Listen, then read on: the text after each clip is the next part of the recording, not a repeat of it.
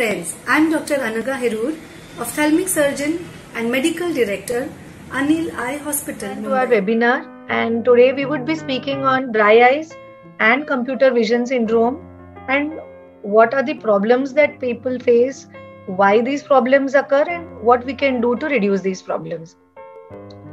So last year we had a headline in one of the leading newspapers which read this: India on the brink of a dry eye disease epidemic. So basically this was regarding a study that was undertaken across 200 locations pan-India, and as you can see here, what was found was it was a shocking, surprising news that the prevalence of dry eye disease will be about almost 40% by the urban population by 2030. In fact, it is now almost 30-40% even now. So if you see the risk factors that were mentioned in this study, it was age, urban residence, occupation, and socio-economic affluence. Now through this lecture, let us see what we have faced in our experience. 4 questions. What is dry eye? How is it diagnosed? Why does one get dry eye? And when should one refer to an ophthalmologist? So the first question, what will come up in your minds is, how will I know if I have a dry eye? So patients come to us with various kinds of complaints. They may just have recurrent redness, burning sensation, sensitivity to light. So they were not able to look at light. So even if they are wearing dark glasses in sunlight, it really causes them a lot of irritation. People who are wearing contact lenses for a long period of time start getting intolerant to contact lenses. So they get redness after wearing contact lenses for a few hours. They get irritation in their eyes. There is itching in the eyes. So people tend to rub their eyes more and more often. So if you're going through all of this, then this could be a sign that you're suffering from dry eye. Many people complain that there is a sandy feeling in the eye, or kachara dola, kachara gela sarka. And there is a dryness or dry feeling in the eyes. There is a fatigue. So because of a chronic dry eye problem, people start getting pain around the area of the eyes, fatigue on the eyes. So especially if they are working on a computer for a long period of time, they start getting tired. Their eyes start feeling tired. They are not able to focus and concentrate on the PC. There may be pain or there may be headache also, and there could be blurred vision intermittently. So what exactly is dry eye? Why does it occur? So before we go on to what is dry eye, let us see what exactly is our tear film. Now the tear film is something which covers the front of the cornea, and the cross section of the tear film shows that basically there are 3 layers. So this is the cornea. So the inner layer is the mucus or the mucin layer, the middle layer is the aqueous layer, and the outer layer is the lipid layer. So what happens is, this lipid layer is the one which is the outermost covering, and that protects the inner tears, the inner watery layer of the tears. Now think of a situation where you have a pan with water. If it is kept open, exposed to the air, and if there is a fan on top of it, then the water starts getting evaporated. Now suppose you put a layer of oil on top of it, then that layer of oil protects the water inside, and that is why the rate of evaporation reduces, or the evaporation reduces, and this water is protected. The same thing happens with the tear film. The outer lipid layer or the oily layer protects the inner layer and helps to keep the tear film stable. So now let us see this short animation. So this is our tear film. This is the outer lipid layer. And these are the meibomian glands in the upper lid and the lower lid which secrete the lipid layer or the oily layer. So as you can see here, this is the opening ducts of the meibomian glands, and that is secreting the lipid layer, and that is coming on front of the cornea. Now because of various reasons, if this gland is not working properly, not functioning properly, or as you can see here, the opening of the duct has got blocked, or there is inflammation of the lid margin, these meibomian glands reduce in their function, and that is why the lipid layer is lost.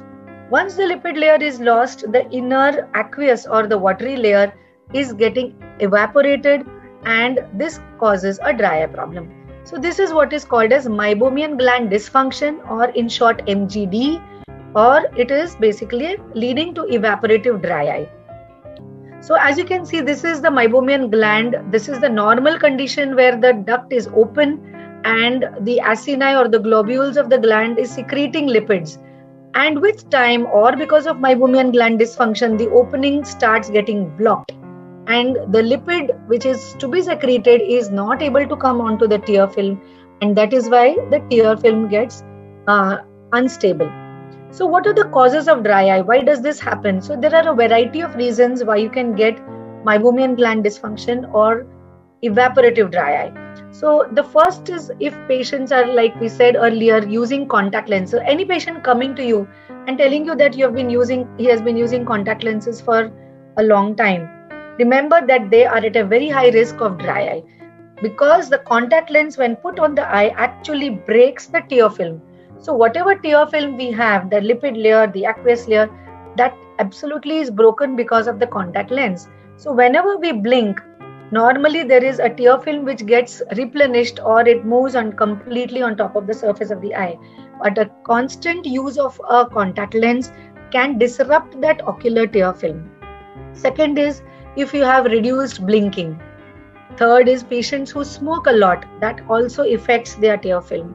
Exposure to digital devices, smoke, pollution, and AC environments or fans where they are directly directed on their eye. Again, as we age, our meibomian glands function less and less. So a patient who is 65-year-old will have a 65% amount of meibomian gland functioning as compared to a patient who is 18-year-old. If you have a patient who is postmenopausal, where there are hormonal imbalances, this itself can cause a meibomian gland dysfunction and a problem in the ocular tear film. So the normal blink rate for any individual is around 18 to 20 times per minute. Now, for whatever reason, if that blink rate reduces, like for example, if somebody is staring at the computer screen for a long time, children continue to stare at their mobiles or the TV for a long time, or in patients who have thyroid disease where there is greater exposure of the eye because of goiter or Graves' disease, and there is reduced blink rate, or patients of facial palsy where the blinking is affected, all these patients you can have a dry eye problem. There are other conditions, systemic conditions, and the most common is diabetes. Now in diabetes, what happens is there are affection of the nerve endings, and that is why the corneal sensations also reduces and there is greater incidence of dry eye. So all diabetic patients need to be checked for a dry eye problem. If a patient has rheumatoid arthritis, thyroid disorders, Sjogren's syndrome, these are all patients who are at very high risk of dry eye. Now a lot of our patients are on medication for systemic problems, like if for example antihypertensives, antidepressants, birth control pills, beta blockers, diuretics, allergy drugs. Now all these drugs over a long period of time can cause a dry eye problem. So these patients need to be checked for dry eye. Now in today's world, a lot of children do not want to eat home food. Now they are sick and tired of eating ghar ka khana. So they want change in their diet. They want fast food, they want burgers. So all these dietary changes where you are not actually focusing on the quality of the diet. There is no greater content of vitamins or minerals or proteins, but these are all zero calorie, zero nutritional but high calorie diets. So these are causing a reduction or the dehydration in the body, and that is why these cause dry eye. So people who use a lot of bad diets can also be at a risk of dry eye. Now, in diabetics, as we mentioned earlier, more than 50% of patients with diabetes are likely to have dry eye disease. So today, till today, what we were thinking of diabetics with respect to eye was more in terms of diabetic retinopathy. Yes, that is a very grave problem that can cause direct effect on the vision. So diabetics from eye point of view not only need to be checked for diabetic retinopathy, but they also have a high incidence of dry eye, also high incidence of cataracts. So diabetics need to be checked for their eye problems very frequently, at least once in 6 months.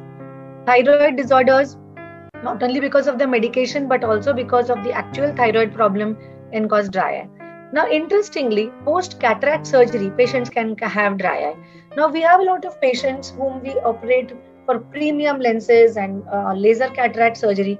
They are 6'6" and 6, but sometimes they may be unhappy. Now, what is the reason for that? They continue to get some kind of foreign body sensation, pricking sensation. They feel that they are not feeling comfortable, or there is a lot of irritation in the eyes.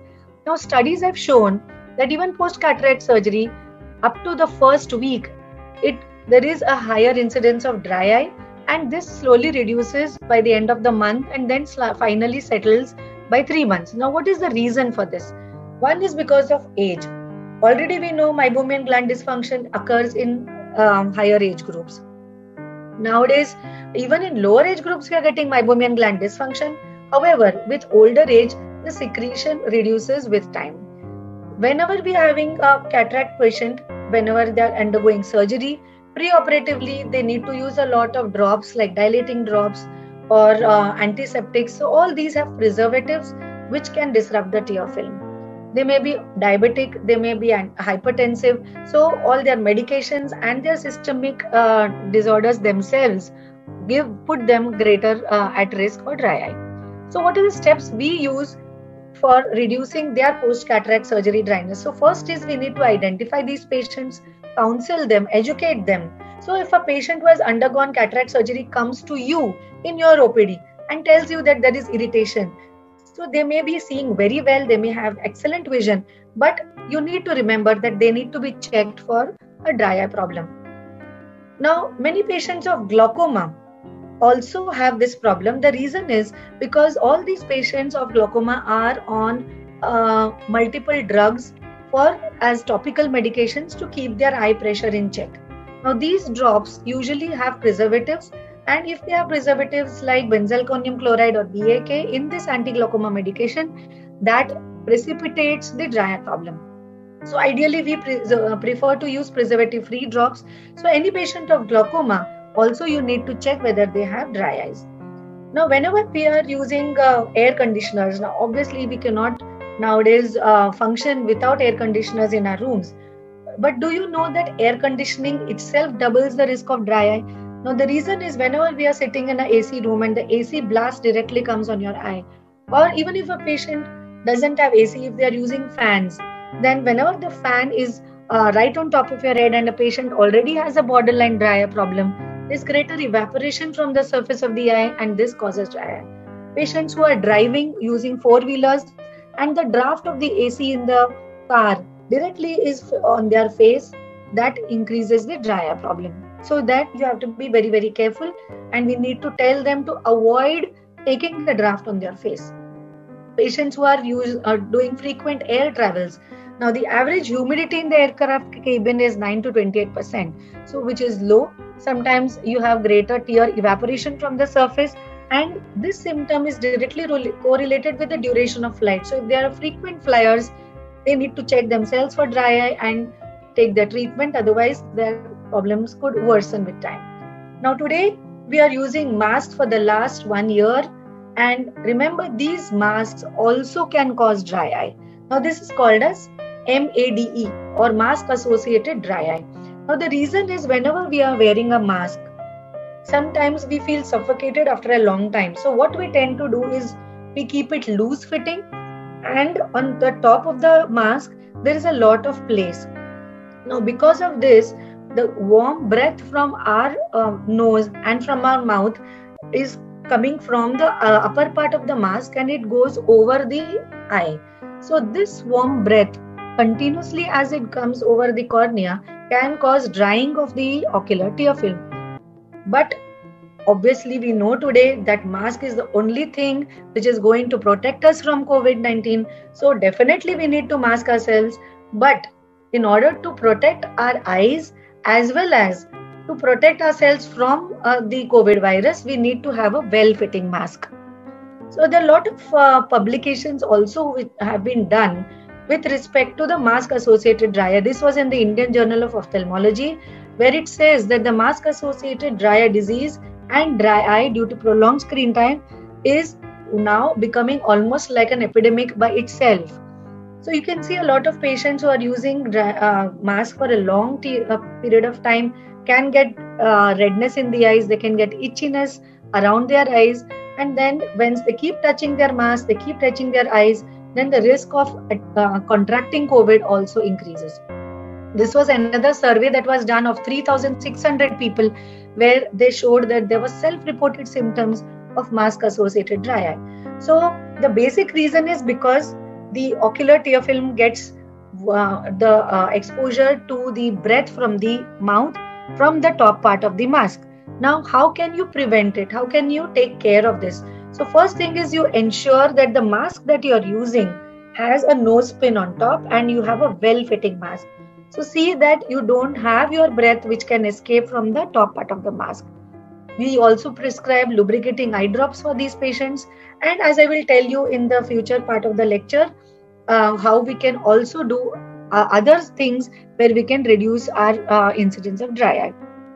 One more trick that you can use is you can use a tissue paper and roll it and then use it on the upper part of the mask. And this can help prevent the breath from coming onto your face. A lot of people who wear glasses may have experienced that the glasses start getting fogged very often and you need to cleaning your glass or removing your glass because it gets fogged. So this fogging can be reduced by using the tissue paper and the top of the mask. Now, why you should not ignore dry eye symptoms? So you may think, okay, there may be some amount of dry eye, but what is the severity of the problem? How can it affect people? So remember, these tears protect the surface of your eyes from infection. So once your tears are depleted, once you do not have adequate tears, you are at an increased risk of eye infections. For example, you can have recurrent corneal abrasions like you can see here. Now this was a patient who had this large corneal epithelial defect and these can get infected. So you can have corneal ulcers, especially in patients like who have facial palsy, who do not blink often. There's a lot of tear film irregularity, instability, and they are at great risk of corneal infections. And there is a decreased quality of life because it interferes in your reading, in your day-to-day work. You're not able to see clearly, especially people who are working from home and for 8-10 hours are on the PC. This can cause a lot of irritation to them. So basically, who are the patients in your OPD who are at risk? Patients who use a lot of computers, laptops, mobiles, diabetics, thyroids, most postmenopausal females who are on hormonal treatment with hormonal imbalance, medication with allergy drugs, diuretics, beta blockers, birth control pills, antidepressants, antihypertensives, rheumatoid arthritis, and many more. So what should a patient do? How is it diagnosed? First and foremost, you need to get a thorough eye checkup done. So what do we do in this eye checkup is we first do a clinical examination. So you can have various changes in the lid margin. Like you can have this opening of the meibomian glands that are plugged. You can have lid margin telangiectasia, foaminess. So you can sometimes see patients having white foaminess at the lid margin. And the opening of the meibomian gland gets blocked and the meibum is what is the secretion becomes opaque. So it's not the routine soft oily secretion. So how do we do a dry workup in our center? So we are a center, we have been doing dry eye workup and dry eye testing for the last so many years. So we have basically 4 to 5 tests. So the first test is called as the tear breakup time. A normal tear remains stable for 10 seconds. Now this is done by using a fluorescein strip and you can see here this is a blue filter that is used and you can see the green coloring that you can see here. Now whenever the tears break up because of a poor unstable tear film, it does not last for 10 seconds. So it breaks up within say 3 seconds, 4 seconds, 5 seconds, and the lesser amount of time the tear's stability is there, that means the greater is the severity of dry eye. Sometimes you can have spots on the cornea, like you can see here. These are the various spots which stain. That means already the cornea has started getting affected severely, and these patients have very severe complaints of irritation, pricking sensation. There's another test called as the Schirmer's test, which measures the tear film of the aqueous part of the tear film, and there is something called as an OSDI score, which is an ocular surface disease index score. So this ocular surface disease index scoring normally should be around less than 12. Today we have patients who have scoring of much more than 12, 20, 30, which means that that is very severe. So this is the Shermer's test, where we put filter paper and then we see what is the amount of wetting. These are tests that we do to check the dry eye problem. So here there is one more test that we do, which is called as meibography. Now if you see in the upper lid and the lower lid, yes ma'am? Yeah. So these are the normal gland structures that you can see here. These are the vertical gray areas. Now in some patients,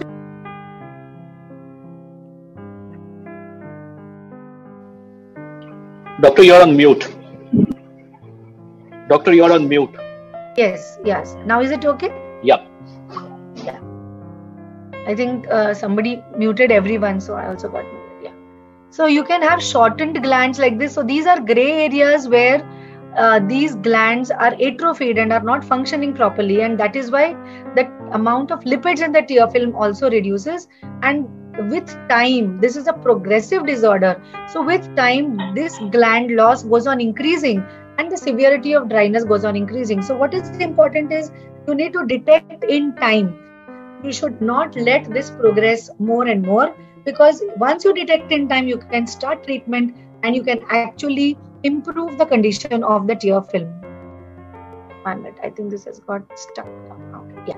So there are other higher tests also available today, like lipid layer analysis, where we see the thickness of the lipid layer, and these tests can help us to improve our diagnosis of dry eye. Now, what is digital eye strain? Now, coming to the hot topic of computer vision syndrome or digital eye strain. All of us today are hooked on to digital devices, or computers, our mobiles, laptops, tabs, and TV. What exactly happens is our constant focusing of the eyes on the computer. Like for example, children today and students, they have their online classes, online lectures. So what is important is they all need to know that today they're greater at risk of a chronic dry eye problem. There is basically an inability of these eye muscles to recover from the strain. And what exactly happens in digital eye strain or computer vision syndrome? So even though the name is computer vision syndrome, it is not exactly only computers, but all digital devices. And these digital devices actually continuously over a prolonged period of time can affect the eye.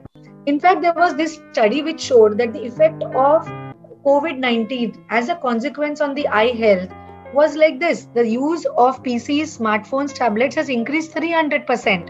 And because of this, the dry eye incidence also has increased. There was this study which showed that dry eye in the COVID-19 era has increased very significantly. So what are the reasons for this? We are spending much more and more time in front of the computers, especially children and students.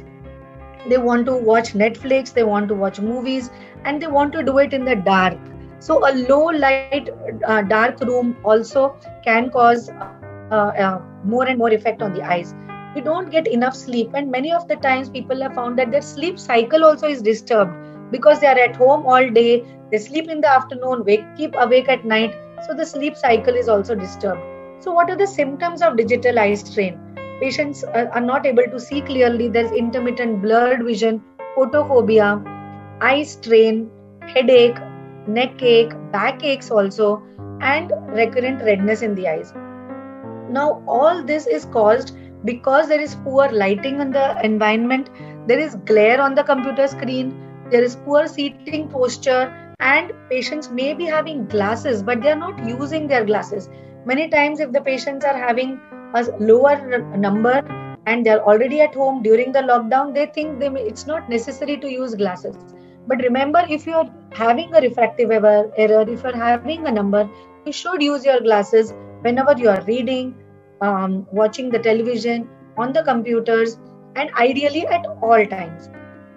Now, an important factor is the glare or reflection that comes from the surface of the computer. So what we advise is either you use glasses with an anti-reflective coating, or you can get an anti-glare screen put on the screen of your monitor. Now, whenever we are working on the computer, we tend to stare at the screen. So a normal blink rate of 15 times per minute is reduced to say 4 or 5 times per minute because of the continuous staring. So please advise your patients to completely blink their eyes and blink more often. So whenever we blink, the tear film is replenished on the surface, and you stop blinking, there is an inadequacy or the breaking up of the tear film. Now, who is at risk of digital eye strain? Anyone who exceeds 2 hours of electronic gadgets per day. So this could include everything, including tabs, computers, mobiles, TVs. Now, what are the tips that you can use to protect? Now, look at this. How often our children go very close to the computer for they think they're able to see clearly. So your posture has to be perfect. Now, there are so many improper postures like this. Children tend to play with their computers. They may not have a proper posture, and over a period of time, we don't know how long this COVID is going to last. So this online classes are going to be the norm. It is the new normal. So you need to teach your children how to sit on the computer. So your posture has to be upright and your vision has to be right in front of the computer, not leaning back like this or leaning forward like this or not like this, because many times you should have a table in front of the computer or in front of the child, and the computer should be right at your eye level like this. Now this is the incorrect position. You should not lean. You should have an upright posture. Otherwise, with time, not only on the eyes, but you will start getting neck and back problems also. So it should be at your eye level, and this degree should be around 50 to 70 degrees. And remember the 20-20-20 rule. Now what is this rule? After every 20 minutes of continuous computer work or continuous mobile or TV, take a 20-second break and look at something 20 feet away.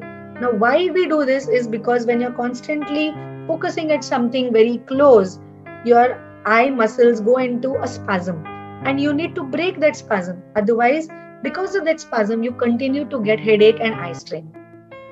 So these are the various points that we want to mention here. So check the height and the position of the device, check for glare on the screen, see that you have dark letters on the light background instead of the opposite.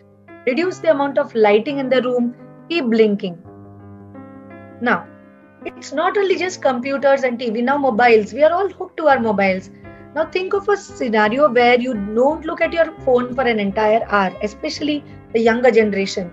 Today, in the lockdown, all that they are connected with their friends, their peers, their colleagues, their seniors is through their mobiles. I agree, that is a very great medium of communication. However, we should not get too dependent on the mobiles. So we need to keep our children safe, because we do not want a situation where they are so hooked onto the mobiles that it starts affecting not only their eyes but also their mental health. Now, the reason why people are hooked onto their mobiles is there is a scientific reason behind it. It's basically the feel-good factor. The moment you hear a notification sound, you are tempted to go onto your mobile and open it and see. Even though it may be a very silly post, it may be nothing relevant to us, but still, the reason is because there is a dopamine release, and that gives that excitement and that thrill and that feeling that you want to first go and see what exactly is the post, whether somebody has posted a like on your Facebook post or somebody has replied to your message. So this starts affecting your mental health also. What about long-term damage? All these electronic devices give off high energy, visible, short wavelength light. Now, over a period of time, these rays can affect vision and even age the eyes. This is an interesting slide. You can see here, compared to all the continents, Asia has shown the highest number of internet users in the world. This was by mid-year 2019. So we are greatest at risk today. If you're using computers, see that your LCD screens are better. So you don't use an old style monitor, even for TVs for that matter. Choose a screen with the highest resolution possible. Choose a relatively larger display. And if you have a screen which has at least 19 inches, the greater the size, the better, so that it reduces the risk on your eyes and the strain on your eyes. So if you're using a text, if you're working on a Word document, for example, or on a presentation, see that you use black text on a white background, which gives you the better contrast. Now, if you look at the diet that we are using today, we have to be very strong physically, apart from being just strong mentally and emotionally today, so that we fight not only the COVID, but also the other systemic problems. Specifically, if you come to dry eye, You need to have good vitamin C, vitamin B, carotenoids, omega-3 fatty acids, lutein, vitamin A, antioxidants, zeaxanthin. So these are all foods that will help to prevent a dry problem. For non-vegetarians, increase amount of fish intake. For vegetarians, walnuts. All these give you omega-3 fatty acids, which itself has an anti-inflammatory activity. So this anti-inflammatory action reduces the risk, and it actually is given as a treatment for dry problem. It also stimulates aqueous tear secretion. Other small things that you can do is drink more water. Yes, it is summer. Even otherwise, I would recommend you to remain hydrated. But for your dry eye problem, specifically drink plenty of water, fluids. Use a humidifier at home in places where there is low humidity. Avoid a draft of the fan or the AC directly on your face. Now, after doing all this also, if you are still complaining, one thing that is important and that will help you is artificial tears. Now, there are a lot of tears, artificial tears that are available in the market. There are a lot of drops that are available. Now, there is a scientific basis as to which drop you can use in which condition. But it suffices to know as of now for patients that we prescribe lubricants that will help to keep your eyes moist. Other natural treatments that you can do is because basically there is an eyelid problem, the meibomian glands openings are blocked. So by doing warm compresses and by massaging your lids, cleaning the eyelid margins with a mild soap or baby shampoo, today you have special ocular cleaning agents also available like hypoclean solutions. These solutions and this warm compresses helps to open up the blocked orifices of the meibomian glands and improves the tear secretion. Now, in certain patients who are refractory to treatment, who do not respond to treatment, we use punctal plugs. So we reduce the the drainage of the tears and help the tears to remain in the tear film ocular surface. Now, the latest treatment that is available today since the past few years, which is causing a sensation in dry eye treatment, is intense pulse light therapy. So friends, today the IPL is on. Everybody is hooked on to the IPL that we are seeing every day. But there's one more thing of IPL, and that is intense pulse light therapy. Now, there are two parts of this therapy. One is the direct treatment. Now look at this video here. Here we are using a mask. Now this mask helps to increase the endogenous heat around the lid margins. Now it's a very, very safe and painless treatment. It takes around 15 to 20 minutes. How it acts is by a photobiomodulation technology. So there are this LED matrix light on the mask. This optimizes the wavelength and activates mitochondria. So it acts at a cellular level. It triggers the cell ATP production. This is one way how it acts. There is an indirect method also. This is called as the OPE or optimized power energy. So here you have a protective covering or eye shield, and you give light treatment at 5 points on the lids. There is no anesthesia required, no gel. It's absolutely painless, and this takes just around 2 to 4 minutes. So these are bursts of light. So this light modulation helps to improve the meibomian gland function. It stimulates the neurotransmitters and helps in tear production. Now we have our own experience. In fact, all over India, we are one of the first people who got this machine, and this is basically from Italy. And this is the data of the first 500 eyes that we got in our center. You will be amazed to know that almost 80% of these patients show improvement, and more than 50% of patients show more than 50% improvement within 1 week. Now the recommended sittings are usually 3 sittings at an interval of 15 to 30 days. However, in our experience, even after the first sitting, we have found that patients show very good improvement. And at the end of 1 month after the first sitting, more than 70 to 80% have showed very good improvement. So let's see what our patients have to say. These are some of our. जवळजवळ 2 वर्ष मला डोळ्यांचा खूप त्रास होत होता. माझे डोळे लाल भडक होऊन ते कोरडे पडत होते आणि त्यामुळे ते मला एकदम शिळा टोचल्यासारखं वाटायचं डोळ्याला, असह्य वेदना व्हायच्या. नंतर मी आनंदा हेरप या मॅडमकडे आले.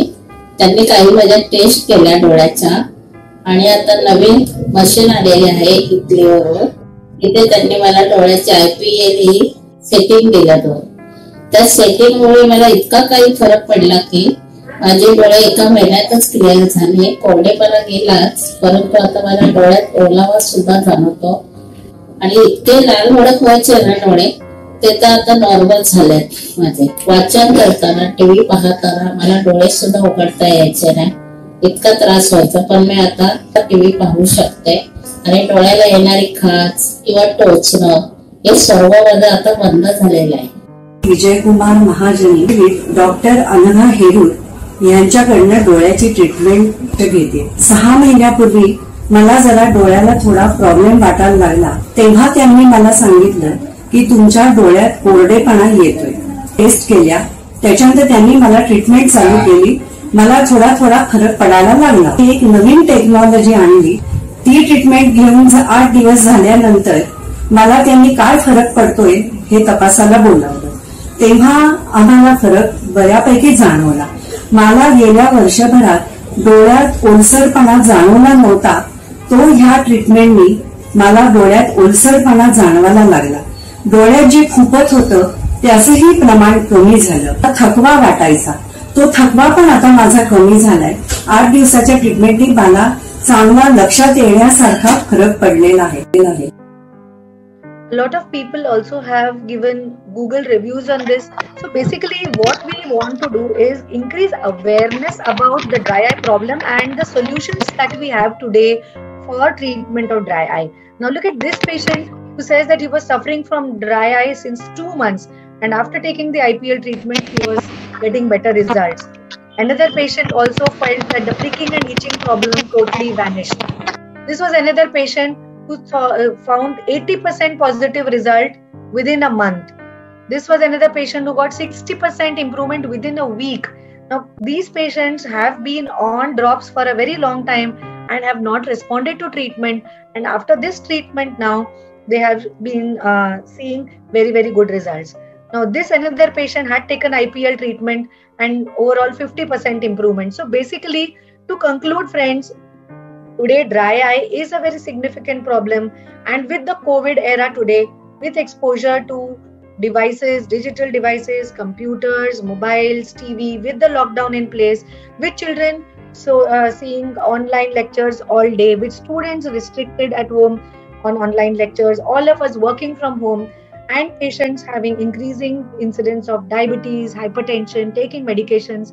So all these patients need to be checked for dry eye. What we can do is give them suggestions for a good diet, need to diagnose their problem in time, give them adequate treatment, timely treatment, monitor them regularly, and take excellent care of them.